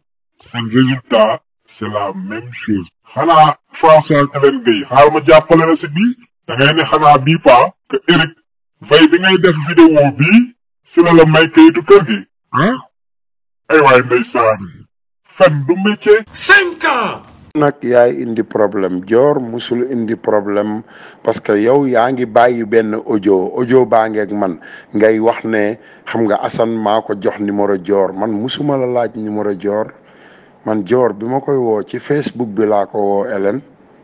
musuma la laaj numéro Dior musuloo ma jox numéro Dior yónnee ma foo bindee numéro Dior lii ak lii maa ko yónnee Assane yónnee ma ko xam nga li ma la yaa ngi wax man Assane maa koy wax lii maa koy wax lële yaa ngi dégg ak lu mu mënti doon xam nga mën naa am ay information ci yow ak keneen mais yàlla bindul ku may wax lu may def du sama yaay du keneen parce que bu fekkoon ne nit moo may wax lu may def sama yaay mooy doon première. ma expliqué la li détails yi demee nga ne ma carrément xam nga li ma la wax xam nga waxal lii ak lii ak lii. boo amee problème Pape Fall am problème ak Dior am problème ak xam nga madame Mayga am problème ak la baronne xam nga ba pare ne dañuy def lii dañuy wax lii ci kaw ba pare wax lii ci suuf non gëwuma loolu my sister parce que yow benn nit nga te juróomi nit la ñu xam nga li ma la bu juróomi nit lañu foofu yow yaa fay sikk fii du bi ngay jàngale te yow chaque fois dama lay déglu da ngay ñëw rek na non xam nga on va faire ça non demewul noonu. asalaamaaleykum gars yi na ngeen def ça va man la Françoise Hélène Gaye démb yónnee woon naa ay coordonnées pour ñu yónnee fa xaalis pour Assane apparemment il y a eu des choses qui ont évolué sans qu'on m'avertisse. Il y a un compte Litchi pour ñuy wax ni na ngeen fa def xaalis pour jàppale Assane jusqu'à man joxewuma avalu loolu yëguma bañ koy def donc pour l'instant bu kenn yónnee xaalis ci compte que ce soit Litchi wala GoFundMe tant que lijjantiwuñu ko j'aime pas la pagaille te là vraiment les choses partent en couille il faut que les gens apprennent à avoir un peu de discipline on ne peut pas se réveiller créer un compte Litchi sans qu'on en parle et sans qu'on l'avalise et qu'on sache qui va gérer ce compte-là. Si nécessaire, ok, léegi vous arrêtez, je vais vous donner des coordonnées foo leen di yónnee xaalis bi. Pour l'instant, arrêtez ba ma wut ku wóor ku stable ñu jox ko instruction mu recevoir xaalis bi. sama gars yi man moom xam naa ni groupe bi daf koy tëj parce que dictateur la dilam yàqu na li mu doon bëgg pour moom gars yi mënu koo def ñoom chaque jour fan yëpp ñu ngi xool képp kuñ yaakaar ni yow da ngay contre wala li ngay wax day jaar si yoon rek dañ lay retirer ñoom ñoo xam lu tax ñu koy def waaye affaire doomu raam la yu ñuy def amul benn problème François moom mooy loolu bu fekk moom rek ngeen yaakaar moom du ngeen dem moom bi lay duy caaxaan kii mooy loolu kër fena politicien bu perte la bëggoon a politique si affaire retiré xam naa dafa bëgg a changer benn affaire fekkee xam naa dafa am lu mu jox jot mu wax na ko boog doomu raam dëgg la. ngool ñi ngay tudd ñëpp xam nga ay affaire xam nga xëccoo la xeex maa ngi leen di déglu dama déglu seen histoire yëpp xam nga déglu xuloo yi nekk ci biir yëpp ay Dior yow xam nga yéen ñëpp comprendre nga li ma la wax yéen ñëpp mais musuma ci dugal sama làmmiñ surtout yow nag surtout yow dama lay wax dëgg surtout yow parce que chaque fois dama lay wax ne la man maa la jàppal sama bopp xam nga nañu séq li ñu séq nañuy wax li ñuy wax mais chaque fois dafa am xeex booy xeex yow te man loolu intéressé wu ma Françoise Hélène Gaye dama la koy wax léegi quoi intéressé wu ma te dama dem ba fiil ne xam nga you know you don't give me enough respect quoi xam nga te affaire yi sànq rek nee naa la du politique bëgg Sénégal la. toogal de sos man li ma lay wax dëgg bu wér kéng la Idrissa Seck dalaa jox xaalis dalaa jënd te yeneen ak yeneen mbóot mi ngi fi nga jël xale yi ndaw yi di leen neexal xaalis ñii 5000 ñii 25000 xam na Sénégal dafa metti nga jënd jeunes yi salaire bu ñu la jox par weer nga jël xaaj bi coppati ko xale bu ne nga jox ko 2500 jënd leen crédit fu koy live rek dugg leen ruube saaga leen su may wax di leen wax wax ju rafet dugg ci groupe bu WhatsApp bi créé ko di ci dugal kilifa di leen saaga di leen wax ju ñaaw Hélène ame nga nit ñi yaak Assane ame ngeen nit ñi sonal ngeen ñu fatt ngeen ñu dafa ëpp kenn bëggatul live yow faramason bu bon nga Hélène faramason bu nganda nga dañ laa jënd Idrissa Seck dalaa jox xaalis bu doy sëkk man maa la ko wax te nee naa la preuve dinaa ko teg ci sa loxo yow su ma la waxee loolu gëm ma. am na ay ba pare am na ay soxna yu nekk Amérique tamit les François whatever xam nga di ubbi seen làmmiñ di wax ci politique gëmuñu politique barki sëñ Bamba man maa leen ko wax yéen ñi nga xamante ni yéen a bëgg Sénégal taxaw bu ngeen di wax jël leen seeni vidéo ngeen wax seeni waxi bopp xam nga ñu boole xam-xam yi nga xamante ni dafa tolloo xam nga ñu boole leen mais man dama seetaan ay nit dama seetaan ay nit benn soxna bu nekk fii bu ñuy wax whatever François xawma lan muy wax mais moom ay waxam dafa dem ba moom ci boppam daa fenloo boppam parce que dama koo déglooti ko dem leen samay vidéo ngeen partager vidéo ngeen xool li ma ko partager moom mais li may wax rek dee leen déglu Sénégal dee leen déglu Sénégal dee leen déglu sénégalais yi tamit dee leen déglu sénégalais yi laa wax xam nga ndaw soosu xaw ma nu mu tudd François whatever boppam la fi nekkalu fi sénégalais yi de barki sëñ Bamba da ngeen koy déglu dee leen déglu jël leen vidéo yi commencement ba ak tey ngeen déglu ko fen rek ñoom ñëpp fen rek seen bopp rek di démontrer ay fenam un par un yaa ngeen di rappelé wu dossier contre l'État bi ñu defoon ci Assane Diouf ak yeneen fenam yu mu defoon ñu jël démonté ko benn par benn mu dem YouTube di fen que moom vidéo yi ñu contredire ko envoyé ko ak ay fenam une fausse adresse un faux nom Seynabou Ndiaye partagez leen ma nettali leen da ngeen di ree ba tëdd ci suuf ñu leer yi dafa YouTube dafa comme toutes les plateformes dafa am ay yoo xam ne droit d'auteur la tudd maa defal samay vidéo c'est mon droit d'auteur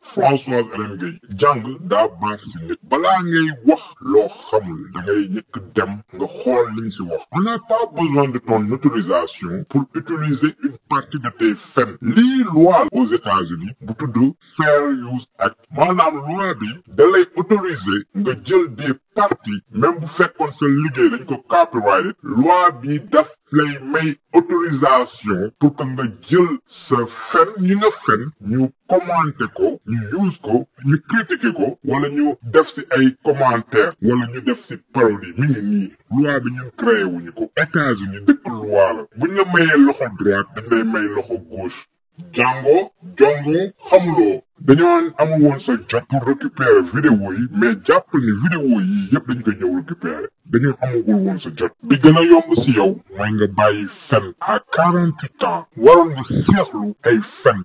nga toute ta vie 48 balais de fen et tant que yaa ngi fen on sera là pour wan Sénégalais yi que li ngay wax du dëgg duñu ci mës a sonn duñu la mës a bàyyi nga détourner sunu jeunesse ci sa ay fen ci sa ay manipulation ci sa biir vidéo ngay beew nga ne da nga am ay diamant sa première jëkkër sa première gain boobu nga nekkal États-Unis première fois da nga ko xam rek mu offrir la ñaar bague en diamant waxatuma ci beneen vidéo aussi ngay wane ne da nga am matériel ngay wane da nga am villa da nga am kër da nga am toujours dans le monde du matériel ma bëgg la xamal yow Françoise Hélène Gueye bu fekkee ne da nga jógee Sénégal mu jaral la nga dem jaay sa bopp ngir diamant ñaari diamant ñun man bokkuma ci famille boo xam ne dañuy jaay suñu bopp ngir alal ñun bu ñuy sëy du ñuy jaay suñu cot danga bu baax li ma la wax du ñu jaay suñu cot ndax or wala diamant wala leneen xam nga ñu ngi ci mujjug jamono loolu yëpp misaal la xam nga ñu ngi ci mujjug jamono yow yaa ngi toog ngay wanewu sa matériel yow yaa bokk ci li ñuy famille bi nga xam ne ñoo jaayoon seeni moroomu nawle noir ci lignée boobu yow nga bokk boo xamulee foo bokk moo wax la foo jógee ci lignée boobu nga bokk ñi nga xam ne ñoo nekkoon Sénégal di côtoyer ak colon yi di trahir di or seen yeneeni frère de sang noir yow ci lignée boobu nga bokk moo tax ça se voit aujourd'hui yaag sa Françoise yéen a ciy des waaye bis bu génnee dana leen wax yéen fan ngeen juddoo yaa ak Françoise Hélène Gueye yéen laay waxal ak saagakat yooyu mu formé saagakat yi nee naa la ñoom ñëpp gars yi yëgu leen ko de mais ñoo ngi tourné di saaga maami Françoise Hélène Gueye ñoo xam ne ñoom ñoo àndoon te jeexagul dossier yi bu génnee daañu gën a saaga maamam na leer way lépp nit ki looy def rek booy ji di jëmal ji lu baax parce que boo jiwee lu baax rek xëy na lu baax fekk la ca waaye bis boo jiwee lu bon jëmale ko ci ay nit ñoo xamul lu seen ndey boote kooku yow yaa ngay créer sa bopp ok loolu nag yow Françoise ñii àdduna le reste la xamaguñ ko de ñu bari ñoo ngi koy xam saaga yi la sa gaay yi wëlbati di saaga léegi xam nga ñoom waa Sénégal xamaguñ ko mais dana leer lépp ñun xam nañ lépp gis nañ lépp waaw sa saagakat yu bare gisatoo leen ci ay Facebook affaire yooyu seeni tànk dog ni ñu koy doge say tànk lañ koy dog parce que lu dëgg du yàgg dëgg neewoon naa la mooy jëkk te mooy mujj mosoo nekk ci dëgg nekkoo ci xëyoo ci gontoo ci fanaanoo ci moo tax sa destin c'est zéro. Sénégalais yi parti bi topp si lii dafa am ay wax yu ñaaw dafa am ay saaga képp ku bëggul dégg wax ju ñaaw tabal vidéo bi ba 1h29. yow franchement Hélène fii ak ba woo ndey tontu yow doo toj sa cottu ndey am jàmm yow franchement Hélène mënoon noppi ndayam yow ba nit ñi ñu def la ñuy def man la Modou Yacine bu la neex nga quitté ma ndey groupe yëpp man maa ko wax déglu naa audio yi yëgu ma woon lii waaye 400 nday waa yow nit ñi xamuñu la yow bu man su may dugg ci groupe yi Assane Diouf moo tax bu dul Assane Diouf man lijjantiwu ma la yow yaa ngi dégg waaye 400 nday bu la neex nga quitté ma ndey groupe yëpp man la Modou Yacine sa cottu ndey da nga moom ndey nit ñi ba dugg ci groupe bi di naan da nga am loo fi demandé wala lan moom woon nit ñi yow yaay kan nit ñi topp ñu la Assane Diouf lañ topp te bu Assane Diouf jàdda yoon dañuy wax ak moom Assane Diouf bu fi jàddoon yoon fii laay toll di ko xormal te du ci mën tus waaye may ñu waaye yow franchement yaa ñu moom wala yow lan yow nit ñi bu ñu dugg fii du yow de nit ñi amuñ ci yow soxla barke Serigne Bamba laa lay waatal ak yàlla bu moo fa nan groupe bi boo doon téeméer boo ko waajee 90 yi benn nga ci am ku lay supporté yow kenn bëggu la yow may ñu waa yow. doom ndey barke Serigne Bamba kii du sarab ndeyam du tuus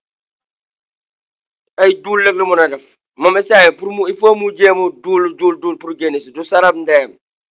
essayé avance bu mu lekk moo ko diisloo moo ko tiitloo xorom yi ñuy xorom ndeyam moo ko ndey métti te mënu si cottu ndeyam ne xaaral ma jéem a tas ndey panel yi mais bu soobee yàlla panel yi du katta ndeyam a tas de.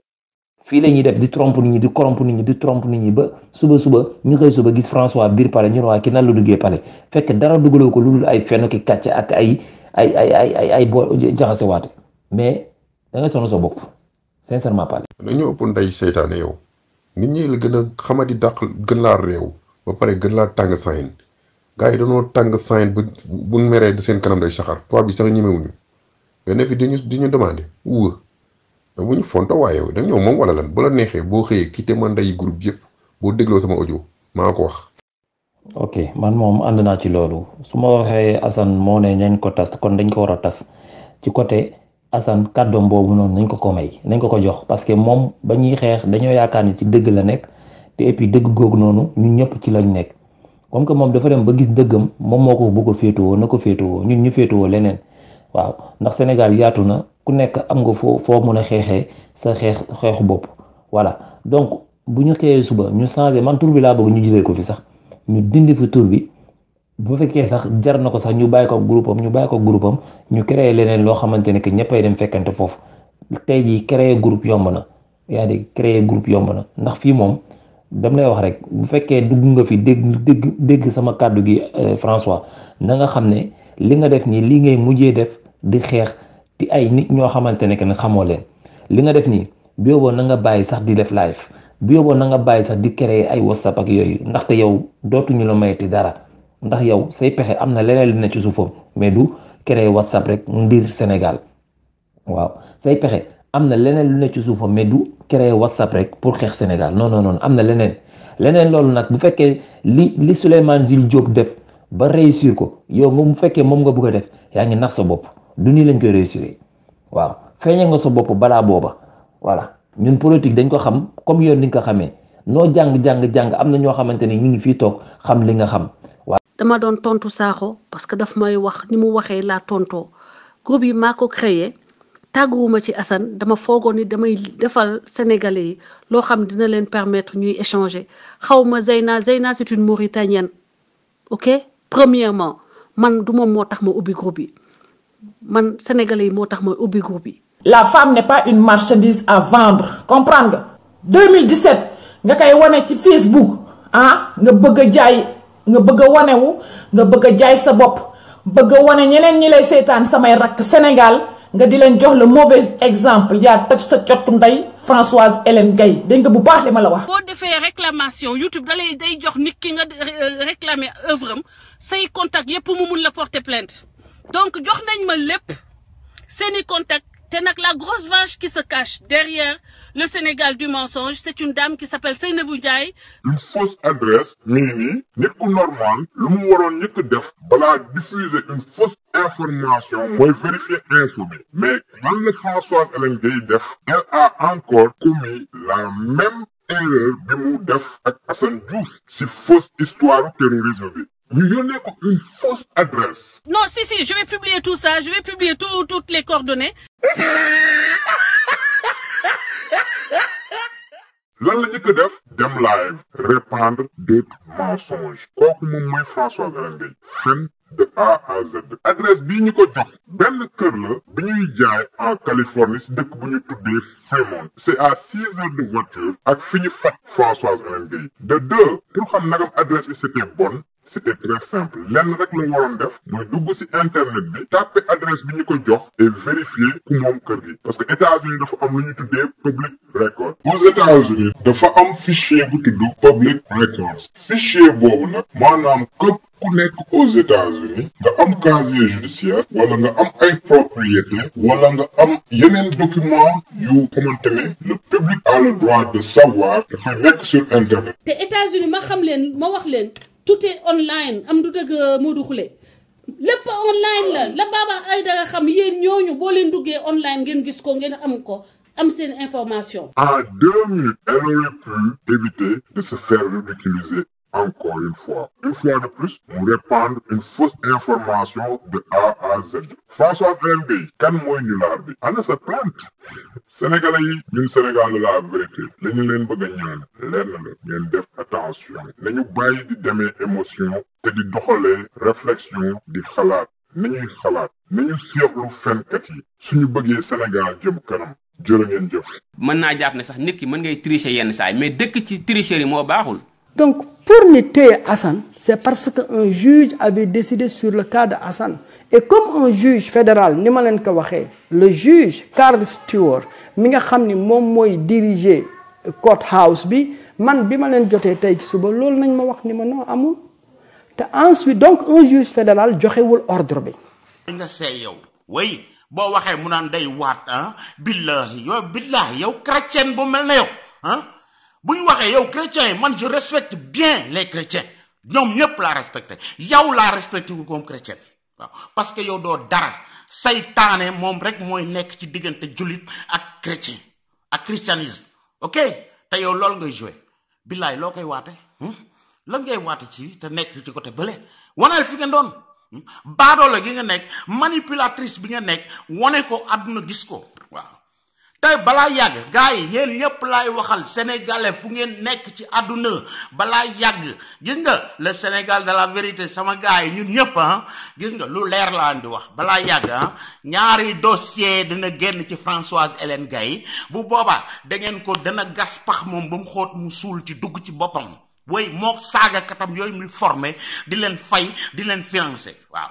xaalis bu sàccoon ci ngóor soosu ak lépp ak manipulation yu defoon yëpp mi ngi xëpp ci kawam xamagu leen ko mais mu ngi koy yëg newoon naa ko say nelaw doyul te say nelaw du mës a doy. yéen saagakat yi nekk si groupe yi yéen ñëpp laay waxal vous avez de gros soucis à vous faire ndax lépp li ngeen nekkee si groupe yi nañ ko fësal ba sénégalais yëpp seen mbokk yëpp xam lan ngeen nekkee si biir réseaux sociaux yi yéen politiciens yi vous avez de gros soucis à vous faire ndaxte li ngeen nekk di def si suuf di nga koy ñëw fësal si kaw fay Françoise Hélène Gaye xaalis ci suuf depuis le Sénégal am nit ku koy récupérer xaalis boobu muy coppati ci xaalis boobu ngeen ko fay di fay ñetti membre groupe WhatsApp yooyu mu créé